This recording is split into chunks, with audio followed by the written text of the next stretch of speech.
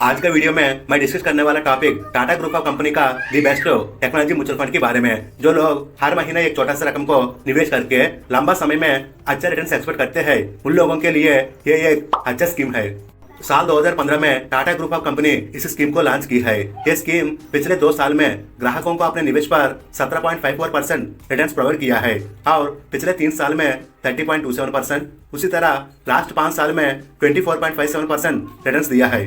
अगर इस स्कीम का ओवरऑल रिटर्न्स की बात करें तो ओवरऑल रिटर्न्स की मतलब यह है जब से ये स्कीम शुरू हुई तब से आज तक के एवरेज रिटर्न्स क्या है।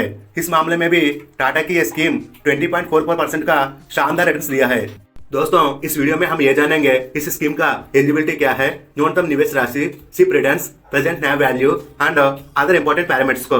साथ में हम ये भी कैलकुलेट करेंगे मंथली इस स्कीम में कितना निवेश करने पर जितना मेच्योरिटी मिलेंगे, एक अच्छा सा उदाहरण के माध्यम से। नमस्कार दोस्तों, मेरा नाम नानी दक्षिण भारत से।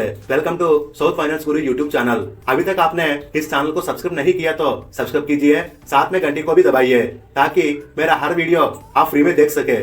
फ्रेंड्स, इस स्कीम का नाम है टाटा डिजिटल इंडिया फंड। ये प्लान मार्केट में 2 प्रकार का उपलब्ध होती है।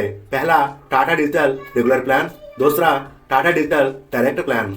दोस्तों, म्यूचुअल फंड में किसी बैंक या ब्रोकरेज कंपनी के माध्यम से आप निवेश करते हैं तो उस इन्वेस्टमेंट को रेगुलर प्लान कहते हैं। अगर किसी बैंक या ब्रोकरेज कंपनी और थर्ड पार्टी कंपनी को छोड़कर डायरेक्ट म्यूचुअल फंड कंपनी का या और ऑफिशियल वेबसाइट के माध्यम से आप निवेश करते हैं तो उस इन्वेस्टमेंट को डायरेक्ट म्यूचुअल फंड कहा जाता है।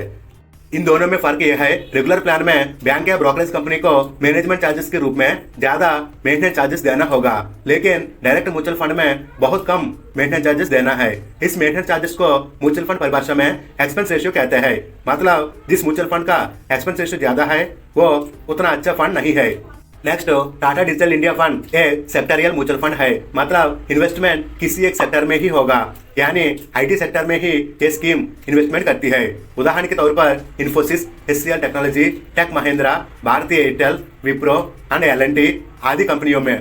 दोस्तों, अब इस स्कीम का डिटेल्स एंड एलिजिबिलिटी के बारे में चेक करेंगे। फर्स्ट ऑफ ऑल, ये एक open and mutual fund scheme है, यानी जब चाहे तब आप इस स्कीम में पैसा जमा कर सकते हैं।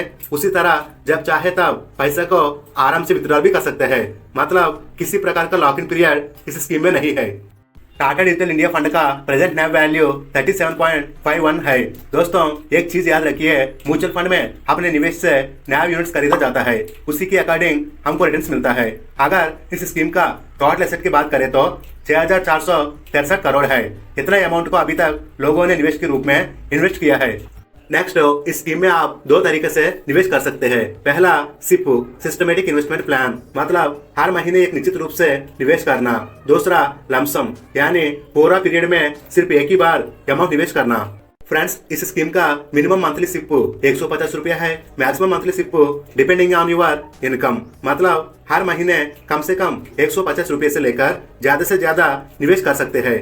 अगर आपको एक ही बार इन्वेस्टमेंट करना है तो मिनिमम सिंगल लमसम 5,000 है, मैक्सिमम लमसम की कोई लिमिट नहीं है। और सबसे अच्छा बात यह है कि म्यूचुअल फंड में इन्वेस्टमेंट करने के लिए किसी प्रकार का एज लिमिट्स नहीं है, हर आदमी आराम से निवेश कर सकते हैं। इस स्कीम का benchmark Nifty 50। Next, Tata digital India direct fund 87.41% Indian stocks में ही इन्वेस्ट कर रही है, 69.18% लार्ज कैप स्टॉक्स में, 9.91% मिड कैप स्टॉक्स में एंड 6.48% स्मॉल कैप स्टॉक्स में इन्वेस्ट करती है। अगर सेक्टर वाइज एलोकेशन की बात करें तो 73.19% टेक्नोलॉजी में, 9.24% कम्युनिकेशंस, 5.12% सर्विसेज, 2.91% फाइनेंस में निवेश करती है। Friends, Tata digital India direct fund का रिटर्न्स को एग्जांपल के माध्यम से समझेंगे। फर्स्ट ऑफ ऑल, इस स्कीम शुरू होने से अब तक 20% से कम रिटर्न्स कभी नहीं मिला। ओवरऑल रिटर्न्स आल्सो 20.44% है। इसलिए इन्वेस्टमेंट पर अराउंड 20% रिटर्न्स को लेकर कैलकुलेट करेंगे। पहला सिप रिटर्न्स। मिस्टर श्याम, उनकी उम्र 30 साल है। इस स्कीम का मिनिमम मंथली सिप 150 रुपए को 5 साल के लिए निवेश करते हैं तो 5 साल पीरियड में मिस्टर श्याम का टोटल डिपॉजिट अमाउंट 9,000 रुपया है। एट द रेट 20% रिटर्न्स के हिसाब से 5वां साल 15,263 रुपया मेच्योरिटी के रूप में मिलेंगे। दोस्तों, यह एक बात जरूर याद रखना, 5 साल का समय एक एग्जाम्पल है। चाहे तो मिस्टर श्याम आज निवेश करके कल भी विथड्रॉल कर सकते हैं, लेकिन जितना ज्यादा समय रहेगा उतना ज्यादा चांसेस होता है रिटर्न्स ज्यादा पाने के लिए। नेक्स्ट मिस्टर श्याम अगले 10 साल के लिए मंथली 150 रुपया निवेश करते हैं तो 18,000 रुपया टोटल डिपॉजिट है एंड रिटर्न मिलेगा 56,414। यदि मिस्टर श्याम 15 साल के लिए निवेश करते हैं तो डिपॉजिट हुआ 27,000, लेकिन 20% रिटर्न के साथ मिलेगा 1,67,000।